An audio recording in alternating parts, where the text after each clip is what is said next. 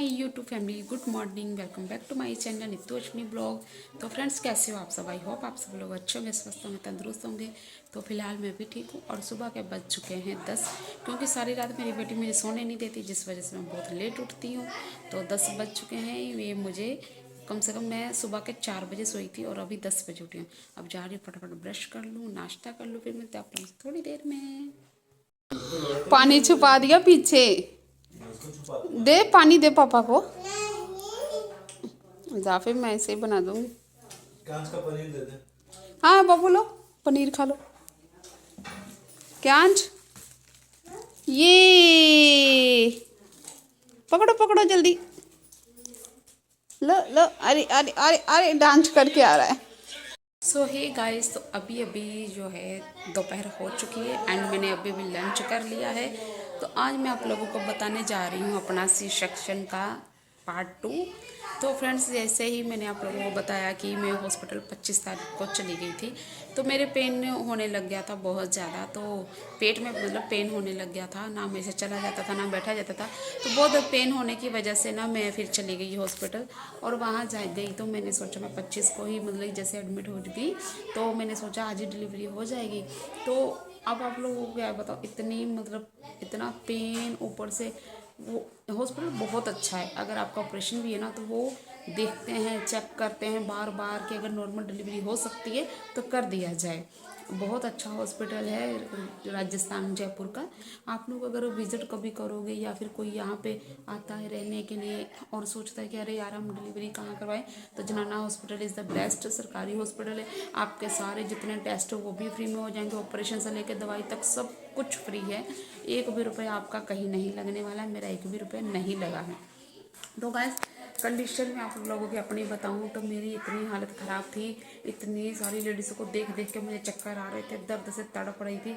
बिल्कुल ही जैसे ऐसे हमारा जैसे ये है, ऐसे बिल्कुल साइड में रूम था और रूम के बाहर में ऐसे करके बैठी थी। बिल्कुल बाहर नहीं, मतलब अंदर ही टेबल लगे होते तो वहाँ बैठी थी। खूब सारे पेशेंट थे, कोई कहीं बैठा कोई कहीं बैठा, ऐसे बैठे थे। जिसको जिसको दर्द होता था उसी रूम में जाते थे। 10 मिनट 15 मिनट आधे घंटे में बेबी लेके बाहर आ जाते थे। मेरा दिल इतना धक धक धक धक करता था, क्योंकि तड़पती थी। जब मैं देखती थी तो वो दर्द से तड़पती थी, चिल्लाती थी। मुझे देख देख के इतनी घबराहट होती थी और मैं इतनी टेंशन में आई। उनको देख देख के मेरा इतना सिर दर्द होने लग गया, इतना ज़्यादा। मेरा बीपी भी लो होने लग गया कि हाई कैसे तड़प रही है, कैसे ये लोग मैनेज करेंगे, कैसे इन लोगों की नॉर्मल डिलीवरी होगी। मैं बहुत ज़्यादा टेंशन में थी और मैं हमेशा सोचती थी कि कैसे हो जाता है। और जब जाती जाती तो मेरे चेहरे पे स्माइल सबसे फर्स्ट आती थी जब वो बेबी लेके अपना बाहर आते थे। तो गैस क्या हुआ ना, मुझे डॉक्टर जल्दी एडमिट नहीं कर रहे थे, ऊपर से मेरे पेन भी बहुत हो रहा था। वो बोल रहे कि अभी तो तुम्हारा टाइम भी नहीं है और तुम अभी से एडमिट होने के लिए बोल रही हो, ऐसे ऐसे मतलब बोल रहे थे। तो बहुत सारी लड़कियां थी जिनको उन लोगों ने मतलब यूनिफॉर्म दे दी पहनने के लिए। वहाँ के कपड़े जो होते हैं पिंक कलर के थे, तो वो दे दी। तो जिसको भी मैं देखूँ वो पहन के आ रही और आधे घंटे में ऑपरेशन थिएटर में जा रही। मैं देखते देखते मुझे जब शाम के 7 बज गए, मेरे घर वाले भी आ गए, मेरी सास ससुर, मेरे हस्बैंड के दोस्त, उनकी वाइफ, मेरी चाची सास है, वो भी बहुत सारे मतलब लोग आ गए थे।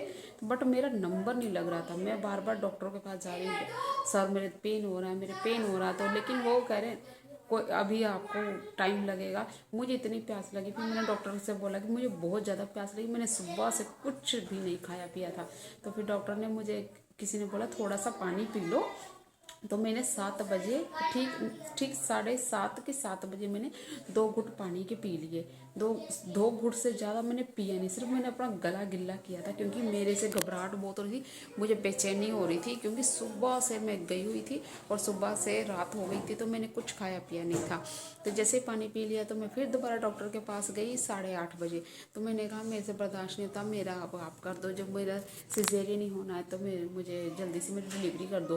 फिर मैंने बोला कि मैम मैंने ना अभी 2 घुट पानी पिया था 7:30 बजे। फिर उन्होंने मुझे बोला फिर तेरा ऑपरेशन जो है वो 10 बजे होगा, उससे पहले नहीं होगा। फिर मैं देखी कि अभी 8:30 हुए, कब 9 बजेंगे, फिर 9:30, फिर 10 बजेंगे। करते करते फिर मैंने वेट किया। उसके बाद से वेट करते करते और भी 2-3 लेडीज़ें और थी, तो वो यूनिफॉर्म पहन के आई, वहाँ के कपड़े, तो वो गई। तो उसके बाद से फिर मुझे भी बोल दिया गया। जब मुझे बोला तो मेरा दिल भी धक धक धक धक करे, बहुत धड़कन मेरी तेज़ हो रही थी कि अरे यार अब मेरा भी नंबर आ जाएगा। यूनिफॉर्म पहनने के भी मेरा इतना मतलब टाइम निकल गया, मैं बहुत परेशान होगी, मेरे से बैठा नहीं जा रहा था, कोई काम नहीं हो रहा था। मेरे से ढंग से ना लेटा जा रहा ना बैठा जा रहा था मेरे से। के बाद से जब मेरे से नहीं बर्दाश्त हुआ, मैं दोबारा डॉक्टर के पास गई। मैंने कहा मैम मेरे से अब बर्दाश्त बिल्कुल नहीं हो रहा। तो वो बोले ठीक है, आधे घंटे में मतलब 13 ही कर देंगे। तो मेरे से पहले एक और लड़की जाने वाली थी ऑपरेशन थिएटर में, लेकिन मेरे बहुत ज़्यादा पेन होने की वजह से मैं जब बैठ गई नीचे तो डॉक्टर भी डर गए। फिर वो बोले कि उस लड़की को बाद में भेजना, लेकिन पहले इसको भेज दो। फिर मुझे भेजा। मुझे ऑपरेशन थिएटर में भेजने के बाद भी मैं ऑपरेशन थिएटर के बाहर आधे घंटे तक बैठी रही, क्योंकि उससे पहले ऑपरेशन हो रहे थे लोगों के। तो उस दिन क्या हुआ था ना कि मतलब कि नॉर्मल हो चाहे सिजेरियन हो, सबकी ही लड़की हुई है। इतना पूरा हॉस्पिटल लड़कियों से भर गया था। तो मुझे भी खुशी हो रही थी। तो मैंने सोचा अरे यार भगवान जी मुझे भी लड़की दे देना, सबकी लड़की हो रही है, मुझे लड़की दे दो। जिसको लड़की नहीं चाहिए उसको लड़का दे दो, लेकिन मुझे लड़की दे दो। तो मेरे घर वाले ऑपरेशन थिएटर के बाहर बैठ गए। मैं ऑपरेशन थिएटर के जब अंदर गई, फिर वही जो कमर में इंजेक्शन लगता है ना, उससे बहुत डर लगता है। तो वो मैं अभी जैसे अंदर गई तो एक तरफ ऑपरेशन के सिलाई हो रही थी, किसी की सिलाई कर रही, उसको देखा तो मैंने अपने आप में हिम्मत लाई। देख तो लिया था मैंने उसका जख्म खून उन सब, लेकिन फिर मैंने अपने आप में हिम्मत लाई कि नहीं, डरना नहीं है, मेरा भी हाल यही होगा। उसके बाद से मुझे लेटा दिया गया। लेटाने के बाद से मेरे बीपी वाला लगा दिया गया, बीपी चेक करने के लिए। उसके बाद से बैठा के जब उन लोगों ने इंजेक्शन मेरे कमर में लगाया ना, मेरी तो जैसे जान ही निकल गई, एकदम चिंगाड़ी जैसे मेरी टांग से निकली। इतना मतलब कि मैं क्या बताऊँ, इतना टेंशन बढ़ा वो टाइम, और ऐसी हालत मेरी। फिर जैसे इंजेक्शन लगा, पैर जैसे सुन्न होना शुरू हो गया। जैसे सुन्न हुआ तब मुझे कोई होश नहीं, मेरे साथ क्या हो रहा है क्या नहीं हो रहा है। फिर मेरा ऑपरेशन हो गया। उसके बाद से ऑपरेशन के 1 घंटे बाद से मुझे शिफ्ट किया गया वार्ड में। जैसे ही मैं गई तो मैंने आँख खोला तो मेरी सास थी। तो मैंने बस इतना ही पूछा कि क्या हुआ, तो बोले लड़की। मैं बहुत ज़्यादा हैप्पी हुई। मैं जैसे कि अपना सारा दुख दर्द ही भूल गई थी बेटी का नाम सुन के। तो मुझे बहुत खुशी हुई। उसके बाद से जैसे मुझे ग्लूकोज लगाने लगे, मुझे एकदम उल्टी हो गई। जैसे उल्टी हुई तो मैंने जो 2 घुट पानी पिया था ना गैस, वो ही सारा निकला।